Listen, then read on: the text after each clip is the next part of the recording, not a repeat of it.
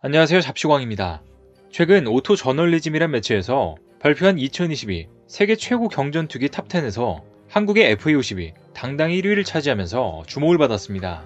이제 곧 폴란드에 수출될 FA-50은 국내 항공기 완제품의 유럽 시장 진출 최초일 뿐만 아니라 물량과 가격 기준으로도 역대 최대입니다.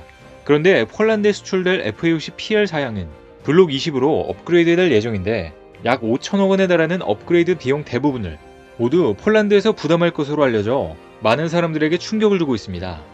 그만큼 폴란드에서 FA-50에 많은 기대를 하고 있으며 한국의 투자를 아끼지 않겠다는 것인데요. 그리고 FA-50에 잇따른 수출 소식에 다른 경전투기 생산 국가들이 질투의 반응을 보이고 있습니다. 과연 FA-50과 관련해 어떤 상황이 펼쳐지고 있는 것인지 자세히 알아보겠습니다. 최근 FA-50이 폴란드에 이어 말레이시아에 수출될 것이란 현지 보도가 나와 기대감이 높아지고 있습니다.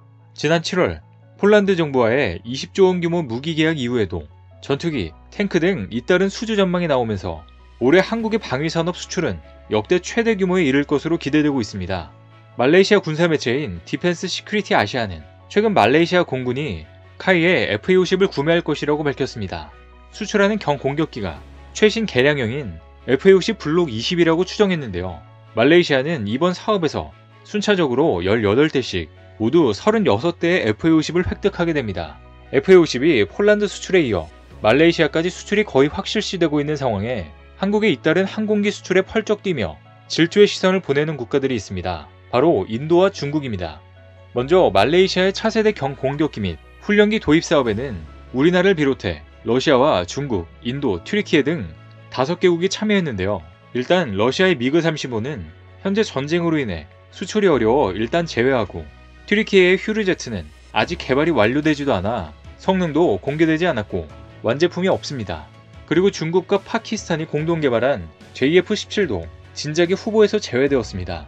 사실상 전체적인 성능과 가격 그리고 무장 능력을 살펴봤을 때 말레이시아 현지에서도 인도 테자스가 그나마 FA-50과 경쟁할 수 있는 유일한 경공격기가 될 것으로 예측했었습니다. 테자스도 FA-50과 동일한 미국제 F-404 엔진을 사용하며 레이더 역시 이스라엘제 에이서 레이더를 사용합니다. 그런데 결국 인도 테자스도 한국의 FA-50에 무릎을 꿇고 말았는데요.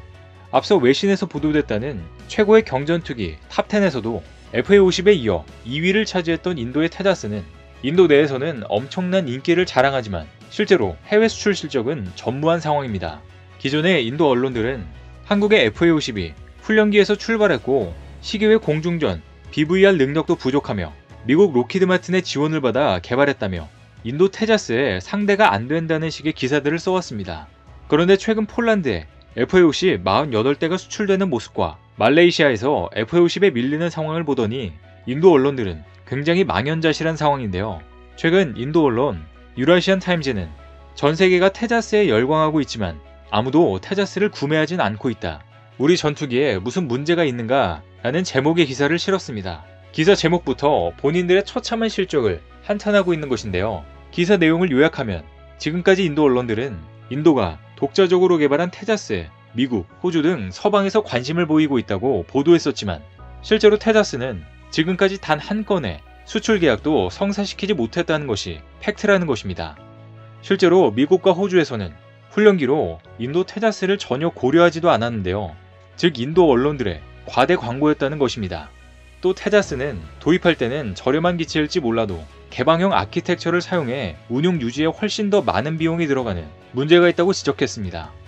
반면 한국의 FA-50은 카이와 록히드 마틴이 공동 개발해 다양한 나라의 공군에서 운용되고 있으며 앞으로 몇 년 뒤면 수출 시장에 등장할 KF-21과도 연계가 가능하다는 장점이 있습니다.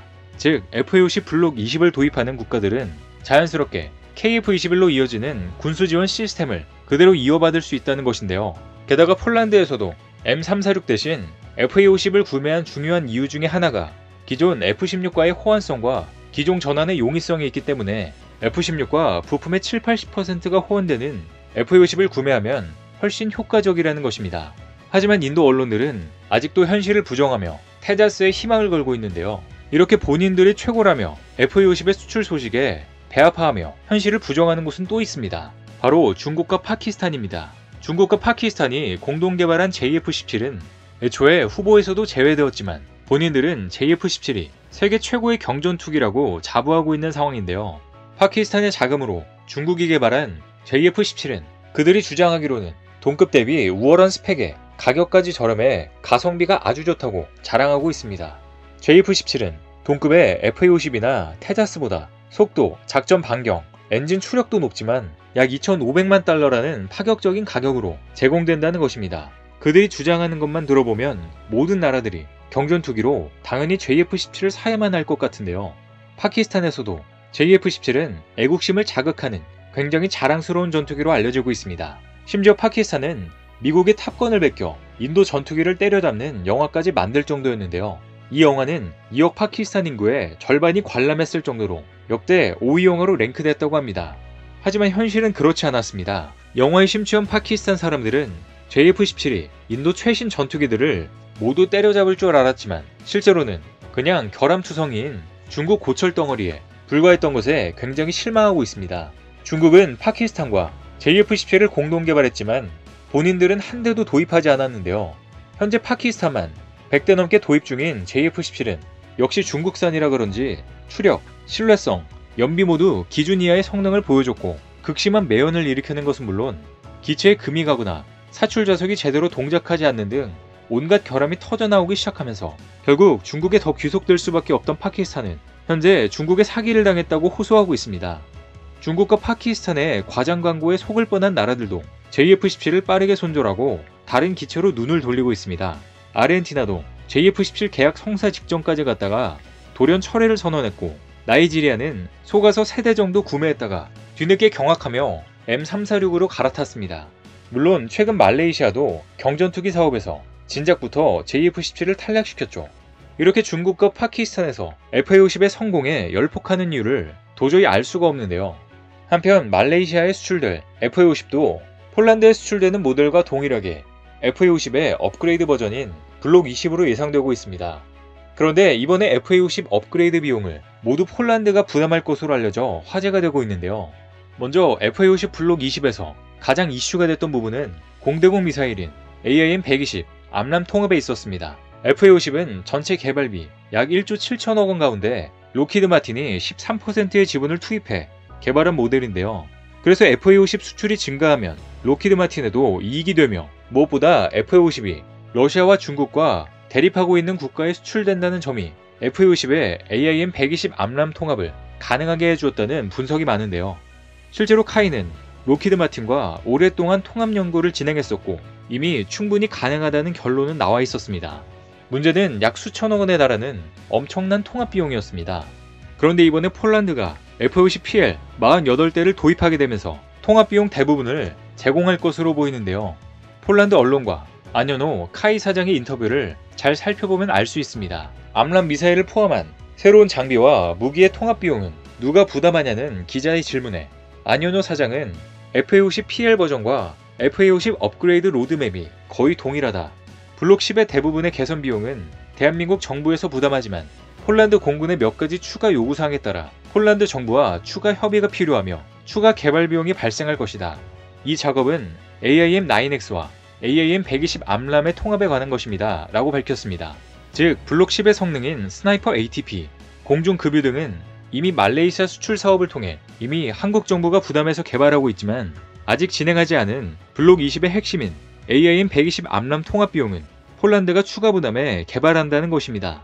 게다가 블록 20에 개선되는 에이사 레이더 역시 현재 공대공 미사일 통합에 맞춰 미국제 에이사 레이더를 장착하려고 하는데 여기에 참여한 레이시온과 노스록 그루먼의 경쟁 구도 때문에 오히려 카이가 더 넓은 선택권을 가지게 되었습니다. 즉 경쟁 구도를 통해 더 좋은 조건으로 거래할 수 있게 되었다는 의미입니다. 어쨌든 모든 업그레이드 비용을 더해보면 약 5천억 원으로 추정되고 있는데 이를 FA-50PL 48대로 나누면 대당 약 100억 원 정도 수준입니다. 기존의 FA-50 수출용 모델의 대당 가격이 약 380억 원 정도인 것에다 추가로 100억 원을 더하면 폴란드에 수출될 FA-50PL은 대당 약 480억에서 500억 원 정도로 추정되고 있습니다. 결국 폴란드는 FA-50에 AIM-9X와 AIM-120 암람 통합 비용을 부담하더라도 F-16 바이퍼 도입 가격의 절반에 불과한 비용으로 7-80%의 효과를 낼 수 있는 탁월한 선택을 했다고 볼 수 있습니다. 카이의 입장에서도 폴란드가 이렇게 업그레이드 비용을 지불한 덕분에 무장 통합 능력을 확보하면서 경쟁 기종인 이탈리아의 M346FA, 인도의 테자스와 비교해 이 분야에서 이들이 따라올 수 없는 아주 강력한 경쟁력을 확보하게 된 것입니다. 그래서 카이는 향후 필리핀이나 콜롬비아, 이집트 등 국가에서 추진하고 있는 FA-50 수출에서도 유리한 고지에 오를 수 있는데요. 지난 6일에서 9일 폴란드에서 열린 국제방위산업 전시회에서 아직 공개되지 않은 아프리카 국가와도 FA-50 계약이 임박했음을 전한 것으로 알려졌습니다. 또 로키드 마틴과의 협약을 맺고 공동 글로벌 마케팅도 적극 진행 중입니다. 그리고 오는 2024년, 2025년께 미 공군 및 해군의 전술훈련기 사업에도 참여한다는 계획으로 수출 가능성이 굉장히 높은 상황입니다. 이렇게 한국의 FA-50이 전 세계에 폭발적인 인기를 누리고 있는 가운데 1000대 수출 목표까지 빠르게 달려가길 기대해 보겠습니다. 오늘 준비한 소식은 여기까지입니다. 댓글을 통한 여러분들의 많은 의견 기다리겠습니다. 시청해주셔서 감사합니다.